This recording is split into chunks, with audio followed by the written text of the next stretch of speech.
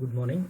Today we discuss the session number 19 on the topic successful entrepreneurs in India. ಭಾರತದ ಯಶಸ್ವಿ ಉದ್ಯಮಶೀಲರು ಎಂಬ ಬಗ್ಗೆ ಇವತ್ತು ಚರ್ಚೆ ಮಾಡೋಣ. India is the world's largest democracy and its economy has been growing rapidly over the past few decades. As a country, it also holds the second largest native population behind China.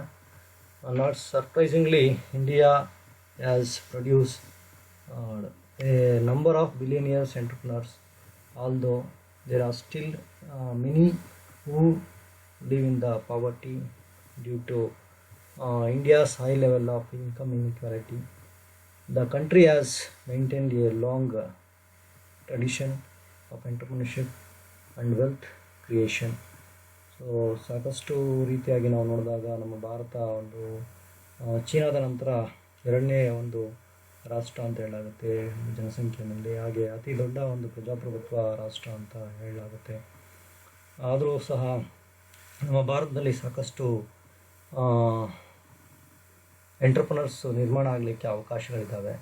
ಆದರೆ ಭಾರತದಲ್ಲಿರ್ತಕ್ಕಂಥ ಒಂದು ಆದಾಯದ ಅಸಮಾನತೆ ಅಥವಾ ಪ್ರಾದೇಶಿಕ ಅಸಮಾನತೆ ಮೊದಲಾದ ಕಾರಣಗಳಿಂದಾಗಿ ಮತ್ತು ನಮ್ಮಲ್ಲಿರ್ತಕ್ಕಂಥ ಒಂದು ಟ್ರೆಡಿಷನ್ ಮೊದಲಾದ ಕಾರಣಗಳಿಂದಾಗಿ ಈ ಒಂದು ಉದ್ಯಮಶೀಲ ಚಟುವಟಿಕೆ ಅಂತಕ್ಕಂಥ ಕೆಲವರಲ್ಲಿ ಮಾತ್ರ ಕೇಂದ್ರೀಕೃತವಾಗಿದೆ. ಸೊ ಆದರೂ ಸಹ ಸಾಕಷ್ಟು ಉದ್ಯಮಶೀಲರು ನಿರ್ಮಾಣ ಆಗಿದ್ದಾರೆ. ಇವರಿಂದ ಆರ್ಥಿಕತೆ ಅಂತಕ್ಕಂಥ ಬೆಳವಣಿಗೆ ಹೊಂದಲಿಕ್ಕೂ ಅವಕಾಶ ಆಗ್ತಾ ಇರೋದು, ಮತ್ತು ಅಂತಾರಾಷ್ಟ್ರೀಯ ಮಟ್ಟದಲ್ಲಿ ನಮ್ಮ ಭಾರತ ವಿವಿಧ ರಾಷ್ಟ್ರಗಳು ಗುರುತಿಸಲಿಕ್ಕೂ ಸಹ ಸಾಧ್ಯ ಆಗಿದೆ ಅಂತ ಹೇಳ್ಬೋದು. ಏನೇ ಆದರೂ ಸಹ ಭಾರತದಲ್ಲಿ ಉದ್ಯಮಶೀಲರ ಸಂಖ್ಯೆ ವರ್ಷದಿಂದ ವರ್ಷಕ್ಕೆ ಹೆಚ್ಚಾಗ್ತಾ ಇರೋದನ್ನು ನಾವು ನೋಡ್ತೀವಿ.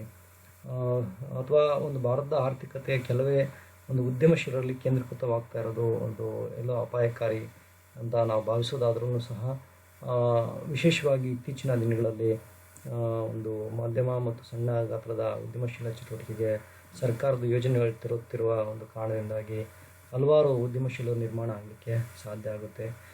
ಅಲ್ಲದೆ ಭಾರತದಲ್ಲಿರ್ತಕ್ಕಂಥ ಯಶಸ್ವಿ ಉದ್ಯಮಶೀಲರು ಇನ್ನಿತರರಿಗೆ ಪ್ರೇರೇಪಕರಾಗಿರ್ತಕ್ಕಂಥ ನಾವು ನೋಡ್ಬೋದು. ಅವರ ಒಂದು ಸಾಧನೆಗಳು, ಅವರ ಒಂದು ವಹಿವಾಟುಗಳನ್ನು ಆದರ್ಶವಾಗಿ ತಗೊಂಡು ಇತರೆ ಉದ್ಯಮಶೀಲರು ಸಹ ಯಶಸ್ವಿಯಾಗಲಿಕ್ಕೆ ಅವಕಾಶವಾಗುತ್ತೆ ಅಂತ ಭಾವಿಸಿದ್ರೆ ತಪ್ಪಾಗಲಾರದು.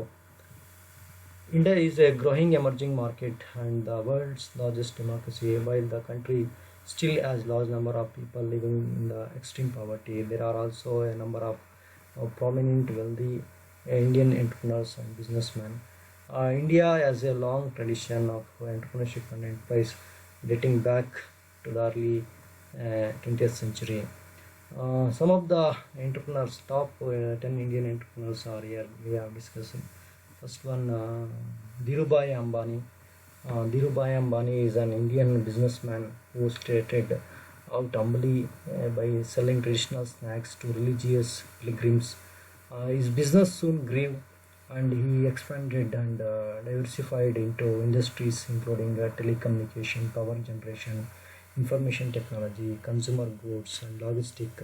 Today, Reliance Industry is India's largest private company and is listed on the Fortune 500.2. Ambani's sons now runs Reliance and is one of the India's wealthiest people.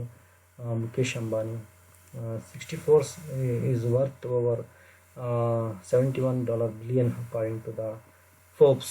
So ಇದು ತುಂಬ ಮುಖ್ಯವಾಗಿ ನಾವು ನೋಡ್ಬೋದು. ಸಾಕಷ್ಟು ಆದಾಯವಂತ ಒಂದು ಕುಟುಂಬ ಅಂತ ಹೇಳಲಾಗುತ್ತೆ ಧೀರುಭಾಯಿ ಅಂಬಾನಿ. ಅವರ ಒಂದು ಮುಂದುವರೆದ ಒಂದು ಪೀಳಿಗೆಯಾಗಿ ಮುಖೇಶ್ ಅಂಬಾನಿ, ಅನಿಲ್ ಅಂಬಾನಿಯವರು ನಾವು ಕಾಣ್ತೀವಿ.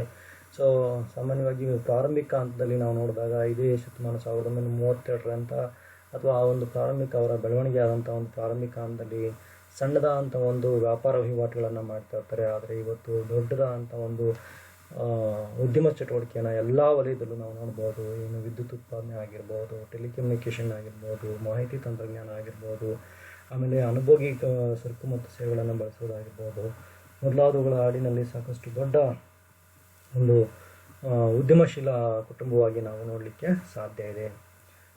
ಎರಡನೇ ಒಂದು ಬಹುಮುಖ್ಯ ಉದ್ಯಮಶೀಲರು ಅಂತ ಬಂದಾಗ ಜಹಂಗೀರ್, ರತನ್ಜಿ, ದಾದಾಬಾಯ್ ಟಾಟಾ ಅಂತ ಹೇಳ್ಬೋದು. ಆಮೇಲೆ ಈಗ ನಾವು ಗಮನಿಸ್ಬೇಕಾಗಿರ್ತಕ್ಕಂಥ ಇವರ ಒಂದು ಪ್ರಗತಿನ ನಾವು ನೋಡಿದಾಗ ಏನು was born in Paris to Indian and French parents. He was trained as an aviator in Europe and later became India's first commercial airline pilot, working for the family business Tata Group. He set out on his own and built Tata Airlines, which ultimately became the modern Air India.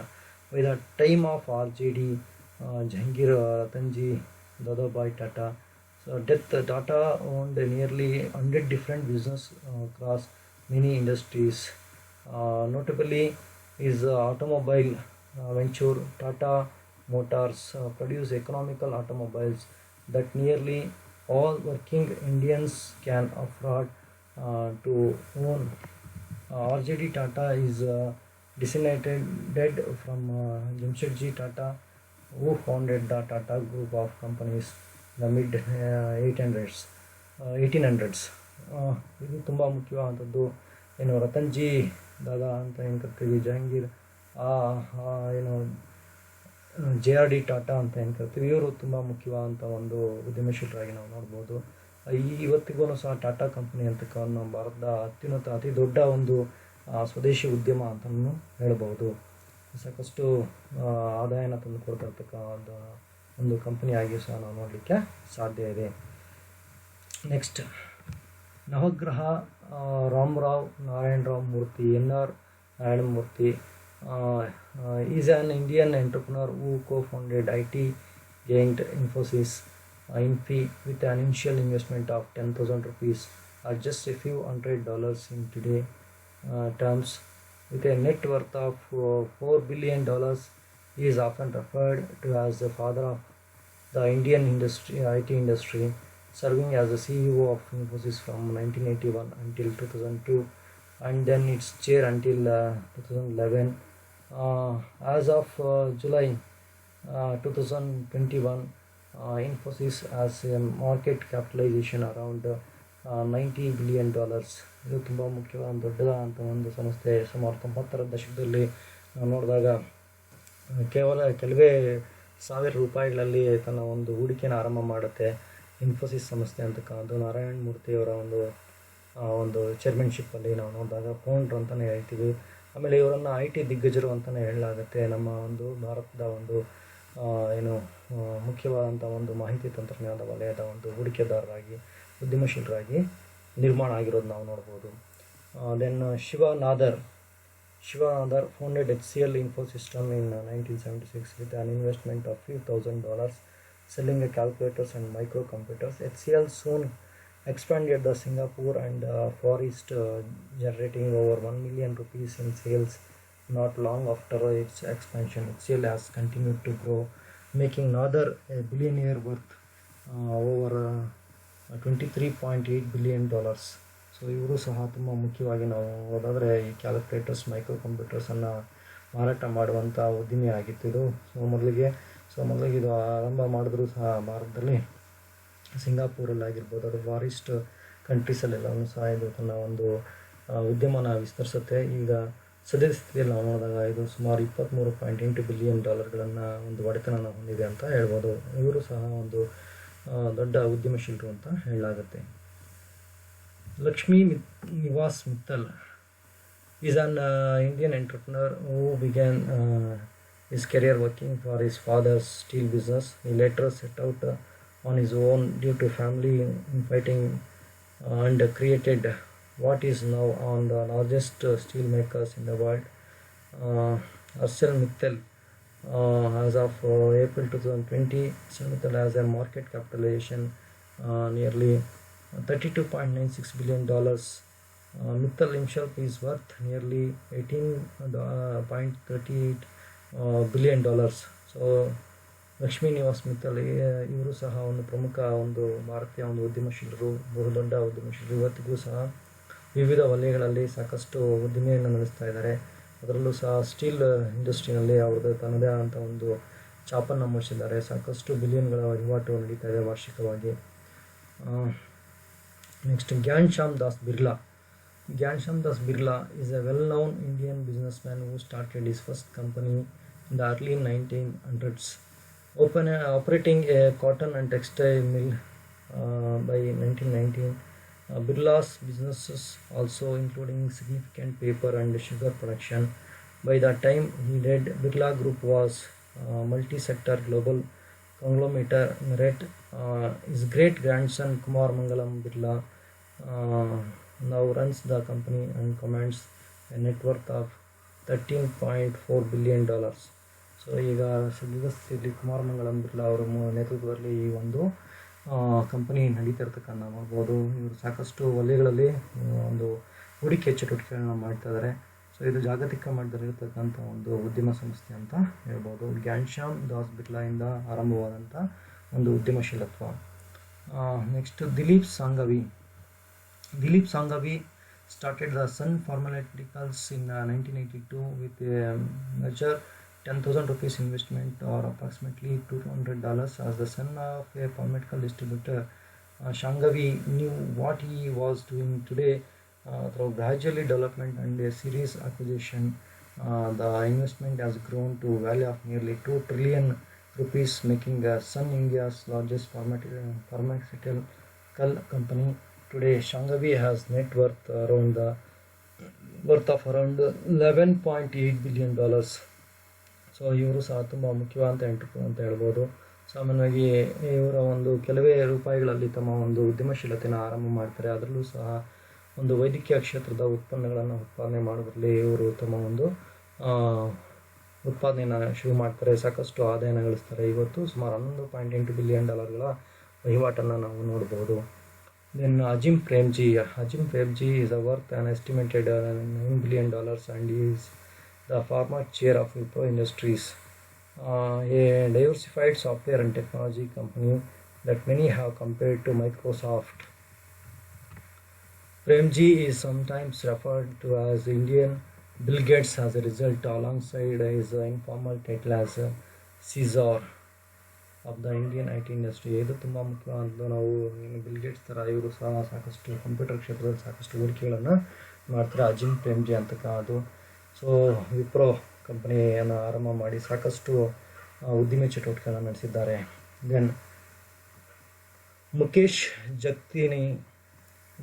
Mickey Jagtiani is the Indian Emirati businessman who has spent most of his life outside of India. While he was educated in Mumbai and Beirut, he moved to London for accounting school before dropping out soon. Starting his first company while driving a taxi, his company eventually grew into the retail and real estate giant Landmark, now based out of Dubai.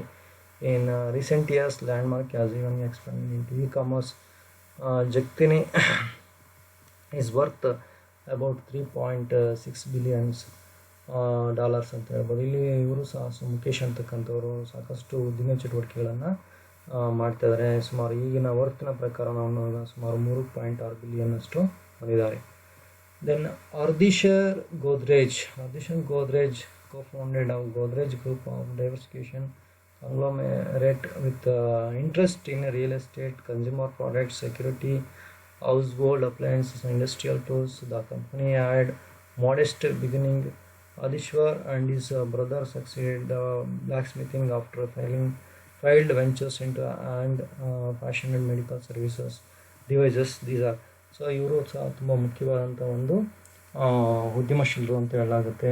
So Godrej ಅಂತ ಗೋದ್ರೇಜ್ ಇವರೆಲ್ಲರೂ ಸಹ ನಮ್ಮ ಭಾರತದ ಒಂದು ಬಹುಮುಖ್ಯವಾದಂಥ top 10 ಯಶಸ್ವಿ ಉದ್ಯಮಶೀಲರು ಅಂತ ಹೇಳ್ಬೋದು. ಇವರಲ್ಲದೆ ಹಲವಾರು ರೀತಿಯಾದಂಥ ಮತ್ತಷ್ಟು ಉದ್ಯಮಶೀಲರನ್ನು ನಾವು ನಮ್ಮ ಒಂದು ಭಾರತದಲ್ಲಿ ನೋಡಲಿಕ್ಕೆ ಸಾಧ್ಯ ಇದೆ. ಸೊ ವಿವಿಧ ರೀತಿಯಂಥ ಒಂದು ವಲಯಗಳಲ್ಲಿ ತಮ್ಮದೇ ಆದಂಥ ಛಾಪನ್ನು ಮೂಡಿಸಿ ಸಾಕಷ್ಟು ಅಭಿವೃದ್ಧಿಯನ್ನು ಸಾಧಿಸಿ ತಮ್ಮ ಒಂದು ಆರ್ಥಿಕತೆಗೆ ಉದ್ಯಮಶೀಲತೆಯ ಕೊಡುಗೆಯನ್ನು ಕೊಡ್ತಾ ಇರ್ತಕ್ಕಂಥವ್ರು ನಾವು ನೋಡ್ಬೋದು. ಸೊ ಅಂಥ ಒಂದು ಉದ್ಯಮಶೀಲರು ಕೆಲವರು ಅಂತಂದರೆ ಮುಖ್ಯವಾಗಿ ಕೈಲಾಶ್ ಕಾತ್ಕರ್ ಅಂತ, founder of the Quick Heal. Then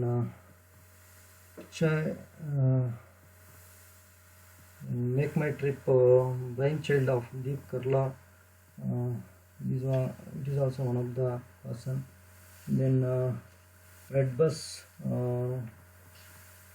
then Flipkart, Zomato, InMobi, Paytm, Ola Cabs, Book My Show, Snapdeal, Freshdesk, Teach for India.